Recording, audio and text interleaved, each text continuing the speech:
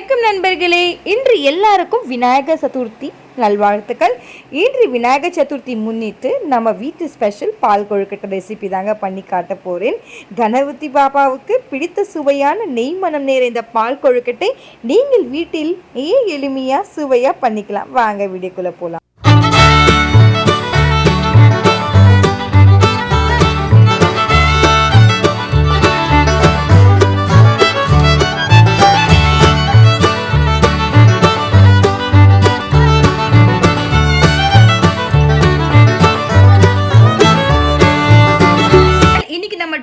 சேனலில் நம்ம என்ன பார்க்க போகிறோம் அப்படின்னா சூப்பரான ஒரு இனிப்பான ஒரு ஸ்வீட் பார்க்க போகிறோம். என்ன ஸ்வீட் அப்படின்னா பால் கொழுக்கட்டை. இது வித்தியாசமான முறையில் நம்ம செய்ய போகிறோம். இப்போ நாளைக்கு பார்த்தீங்கன்னா விநாயகர் சதுர்த்தி. ஸோ இந்த விநாயகர் சதுர்த்தி முன்னிட்டு சூப்பரான ஒரு பால் கொழுக்கட்டைங்க. டேஸ்ட் வைஸ் வேறு லெவலுக்கும், டேஸ்ட்டுக்கு நான் கேரண்டி. இதை நீங்கள் செஞ்சீங்க அப்படின்னா விநாயகரே உங்கள் வீட்டில் வந்துடுவாங்க. அவங்களும் ஹாப்பியாக இருப்பாங்க, நீங்களும் சந்தோஷமாக இருப்பீங்க. இதை நீங்கள் டெய்லியுமே செய்யலாம், இல்லை நாளைக்கு ஃபெஸ்டிவல் டைமில் கூட செய்யலாம். எல்லாருமே பாயசம் செய்வாங்க, பட் பாயசம் செய்யாம கொஞ்சம் வித்தியாசமா செஞ்சுதான் பாருங்க. அதுக்காக தான் இன்னைக்கு நான் இந்த வீடியோவை எதுக்காக அப்லோட் பண்றேன்னா உங்களுக்கு யூஸ்ஃபுல்லா இருக்குன்றதுனால தான் நான் வீடியோவை அப்லோட் பண்றேன். இப்போ நம்ம சேனலுக்குள்ள போடலாம். இன்னைக்கு பார்த்தீங்கன்னா 250 கிராம்ஸ்ல ஒரு கப்பில் நான் இடியாப்ப மாவா இருந்தாலும் பரவாயில்ல, அரிசி மாவா இருந்தாலும் பரவாயில்ல நான் எடுத்திருக்கேன். சப்போஸ் உங்ககிட்ட கடையில் வாங்கணும்னா கூட நீங்கள் வாங்கிக்கலாம். இப்போ இதை ஒரு பவுலில் ட்ரான்ஸ்ஃபர் பண்ணிடலாங்க.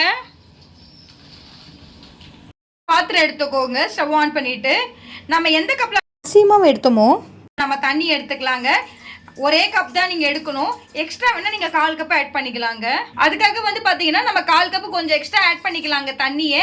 ஏன்னா அரிசியை பொறுத்து தாங்க, நீங்க அதிகமா ஆட் பண்ணாதீங்க. 1 கப் அரிசி மாவுக்கு 1 கப் தான் மேக்ஸிமம் தண்ணி ஊற்றணும்.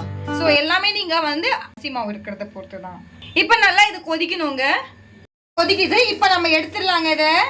இப்போ இந்த கொதிக்கிற தண்ணியை மாவில் போட்டுட்டு கொஞ்சம் கொஞ்சமாக அப்படியே கட்டியை வச்சு அப்படியே மிக்ஸ் பண்ணிக்கிட்டே இருங்க.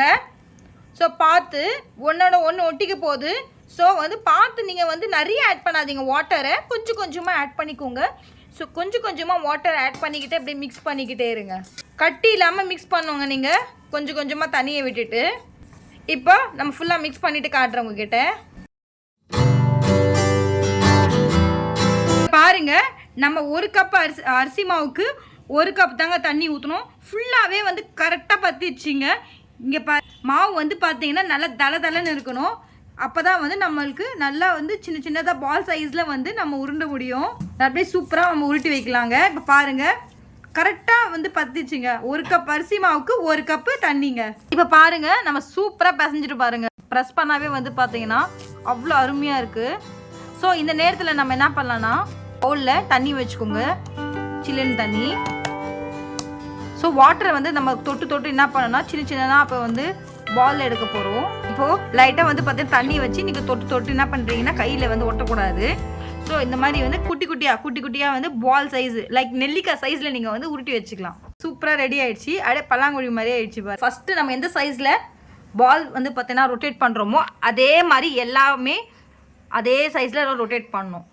ஏன்னா ஒன்று குட்டியாக இருந்து ஒன்று சின்னதாக இருந்துச்சுன்னா நல்லா இருக்காது. ஸோ நம்ம எல்லாமே ஒரே சேம் சைஸில் தான் பண்ணணும். பாருங்கள் சூப்பராக ரெடி ஆகிடுச்சு. இப்போ பார்த்திங்கன்னா நம்மக்கிட்ட இருக்கிற எல்லா மாவுமே நம்ம இதே மாதிரி பால் சைஸில் நம்ம உருட்டி வச்சிடலாங்க. சின்னதாக அழகாக உருட்டி வச்சுருக்கோம் இதே மாதிரி. ஸோ என்கிட்ட பார்த்தீங்கன்னா 1 கப் மாவுக்கு இவ்வளோ தாங்க வந்திருக்கு. ஸோ இதில் கொஞ்சம் மாவு மீதிச்சு அதை நம்ம தனியாக எடுத்து வச்சுருக்கோம் ஒரு பவுலில். இப்போ நான் கொஞ்சமாக மாவு எடுத்து வச்சுருக்கேன். அது ஒரு சின்னதாக ஸ்மால் சைஸ் பவுலில் எடுத்து போட்டுக்கோங்க. அதில் கொஞ்சமாக வாட்டர் ஆட் பண்ணிவிட்டு மிக்ஸ் பண்ணிவிடுங்க. அது எப்போ ஆட் பண்ணணும்னு சொல்லிட்டு நான் உங்ககிட்ட சொல்கிறேன் லாஸ்ட்டில். இப்போ கரைச்சி அப்படியே ஓரமாக வைங்க. கட்டி இல்லாமல் கரைக்கணும் நீங்கள். இப்போ பாருங்கள் கட்டி இல்லாமல் நம்ம கரைச்சி வச்சுருக்கோம் நல்லா. இது எடுத்து இப்போ ஓரமாக வச்சிடலாங்க.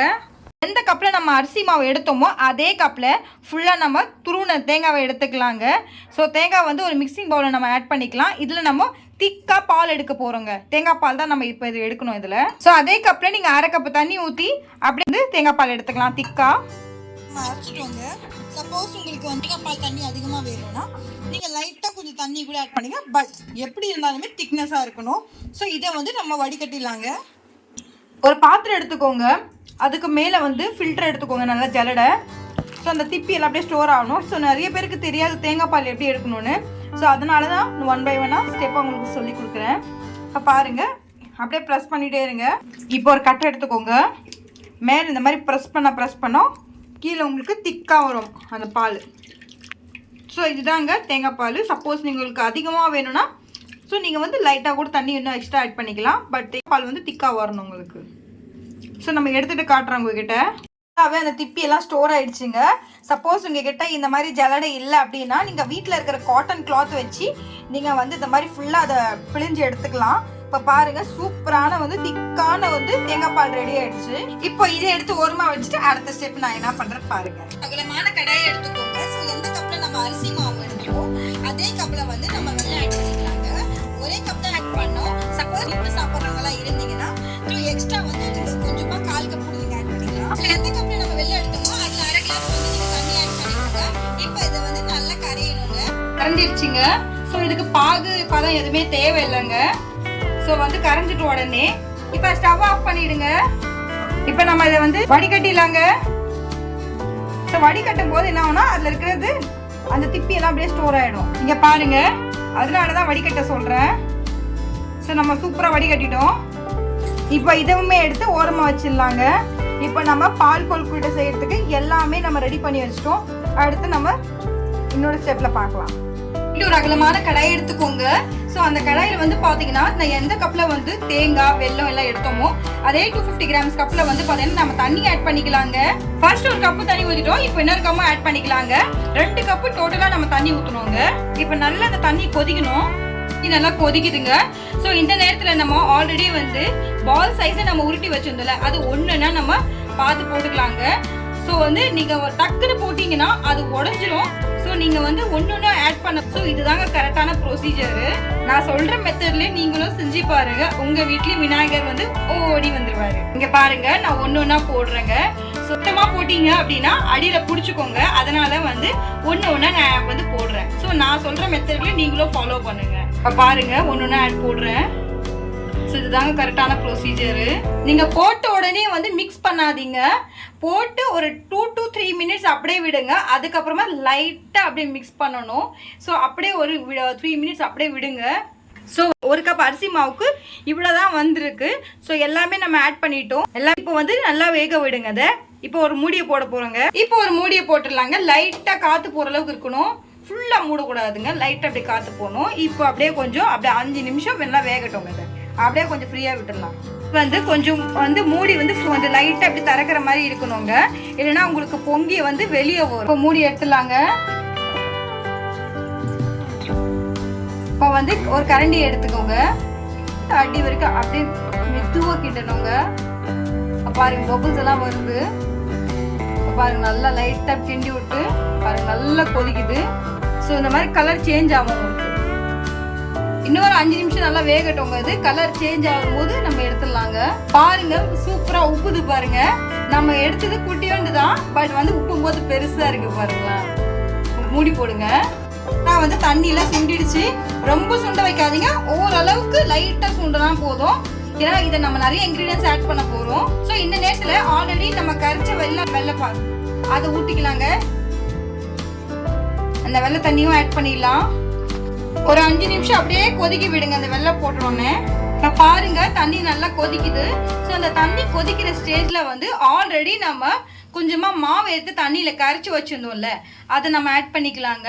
ஸோ இதை ஆட் பண்ணும்போது என்ன ஆகும்னா கொஞ்சம் திக்னஸாக இருக்குங்க. ஸோ தண்ணியாக இருந்தால் நல்லா இருக்காது. ஸோ இப்போ நல்லா கொதிக்க விடுங்க. இதை நல்லா போலன்னு அப்படியே கொதிக்குதுங்க தண்ணி. அப்படியே அந்த வெள்ளைலாம் ஆட் பண்ணியிருக்கோம்ல, வெள்ளையோட தண்ணி எல்லாம் நம்ம கரைச்சி ஸோ நல்லா அப்படி கொதிக்குது. ஸோ உங்களுக்கு திக்காகவும் ஆயிடுச்சு பாருங்க. அந்த தண்ணியோட மாவோட தண்ணி நம்ம கரைச்சி ஊற்றும் போது ஸோ வந்து நல்லா திக்காயிடுச்சு. பார்த்தாவே உங்களுக்கே தெரியுது.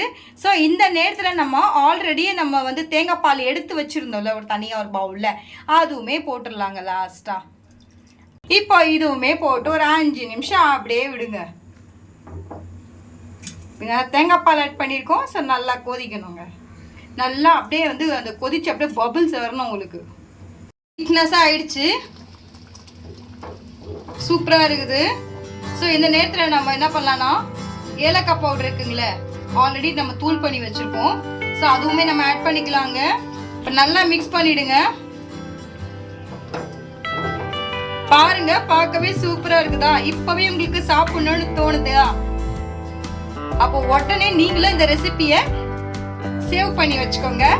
நீங்களுமே விநாயகர் சதுர்த்தி அதுமா ஒரு அருமையான இந்த பால் கொழுக்கட்டை செய்யுங்க. பாயசம் செய்யறதுக்கு பதிலா இந்த மாதிரி ஒரு பால் கொழுக்கட்டை செய்யுங்க. உங்க வீட்டுல ஒருவங்க ஹாப்பி, நீங்களும் ஹாப்பி. இப்போ ஸ்டவ் ஆனல நம்ம ஆஃப் பண்ணிட்டு சர்வ் பண்ணிடலாங்க. சூப்பரான எனக்கு தெரிஞ்சு ஒரு மணக்க பால் கொழுக்கட்டை ரெடிங்க. வாங்க சர்வ் பண்ணிடலாம். இதுதான் இன்றைய பால் கொழுக்கட்டை ரெசிபிங்க. எவ்வளவு சிம்பிளா இருந்தாலும் ரொம்பவே சுவையா இருக்குதுங்க. நீங்களும் கண்டிப்பா வீட்ல ட்ரை பண்ணி பாருங்க. ரிசல்ட் எப்படி இருந்துச்சுன்னு சொல்லிட்டு என்னுடைய கமெண்ட் செக்ஷன்ல சொல்ல மறந்துடாதீங்க. இது பார்க்கும் போதே அவ்வளவு சுவையா இருக்கு, பட் சாப்பிடும் போது எவ்வளவு நல்லா இருக்குங்க. அப்படி ஒரு தடவை சாப்பிட்டா மீண்டும் மீண்டும் சாப்பிடணும்னு தோணுங்க. சின்னவங்கல இருந்து பெரியவங்க வரைக்கும் வந்து ரொம்ப விரும்பி சாப்பிடுவாங்க. இது நீங்க வந்து வெறுமனையா கூட நீங்க வந்து ஃபெஸ்டிவல் டைம்ல மட்டும் செய்யணும்னு இல்லை, நீங்க சும்மா வீட்டில் இருக்கும் போது கூட செய்யலாம். ஃபெஸ்டிவல் டைம்ல செஞ்சீங்க, கொஞ்சம் ஸ்பெஷலா செஞ்சீங்க அப்படின்னா கொஞ்சம் நல்லா இருக்கும். இந்த ரெசிபியை உங்களுடைய கேலரியில சேவ் பண்ணி வச்சுக்கோங்க. மேபி உங்களுக்கு ஃபியூச்சர்லயே இல்லைன்னா இப்போ கூட யூஸ்ஃபுல்லா இருக்கும். என்னுடைய வீடியோவை முழுசா பாருங்க, ஸ்கிப் பண்ணாம பாருங்க. அப்பதான் நான் என்ன இன்கிரீடியன்ஸ் ஆட் பண்ணியிருக்கேன்னு சொல்லிட்டு உங்களுக்கு தெரியும். பாருங்க, சூப்பரா பால் சைஸ்ல விரிசு விட்டுருக்கான்னு பாருங்க. நான் சொல்ற மெத்தட்லயே நீங்க வந்து எல்லாமே ஆட் பண்ணி பாருங்க. அப்பதான் உங்களுக்கு டேஸ்ட் நல்லா இருக்கும். டேஸ்ட்டுக்கு நான் கேரண்டி. என்னுடைய வீடியோ சப்போஸ் பிடிச்சிருந்தா ஒரு லைக், ஒரு ஷேர், ஒரு கமெண்ட் பண்ணுங்க. மறக்காம என்னுடைய ட்ரெண்டிங் சமையலுக்கு ஒரு பெல் ஐக்கனை கிளிக் பண்ண மறந்துடாதீங்க. அப்பதான் நான் போடுற வீடியோஸ் உங்களுக்கு உடனே வரும். சுவையான அன்பு, சிரிக்கும் மனசு, அதுதான் நம்மளுடைய சேனலுடைய நோக்கங்க. என்னுடைய வீடியோவை முழுசா பார்த்ததுக்கு ரொம்ப ரொம்ப நன்றி.